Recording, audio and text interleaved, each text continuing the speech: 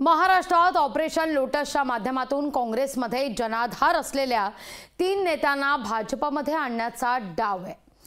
चव्हाणांनंतर वडेट्टीवार यांचं नाव आघाडीवर असून वडेट्टीवार यांनी या चर्चांचा स्पष्ट शब्दात नकार दिलेला आहे, इन्कार केला आहे।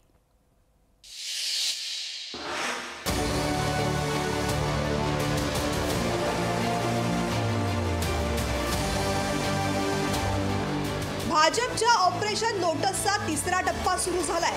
तिसऱ्या टप्प्यात काँग्रेसच्या मुळावरच घाव घालण्याचा भाजपचा मास्टर प्लॅन आहे।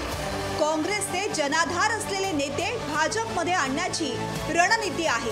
त्यानुसार भाजपने अशोक चव्हाणांना भाजपमध्ये प्रवेश दिलाय।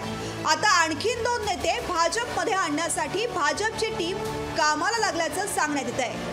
उपमुख्यमंत्री देवेंद्र फडणवीस यांनीही याबाबत स्पष्ट भूमिका मांडली आहे।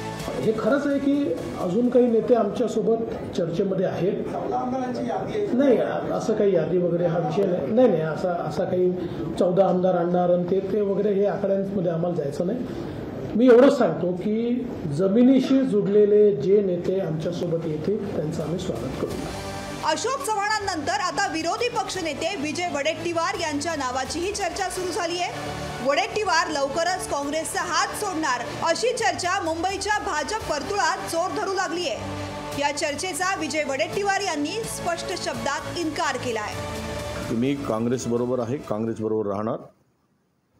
काँग्रेसने मला खूप काही दिलेलं आहे।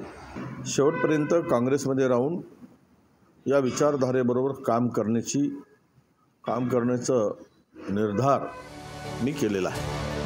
अशोक चव्हाणांनी काँग्रेस सोडल्यानंतर काँग्रेस आता सावध झाली आहे। एकाच वेळी निवडणुकांची तयारी करणं आणि दुसऱ्या बाजूला पक्षाला लागणारी गळती रोखण्याचं दुहेरी आव्हान काँग्रेस समोर आहे। अजय अडसूळ, लोकशाही मराठी, मुंबई।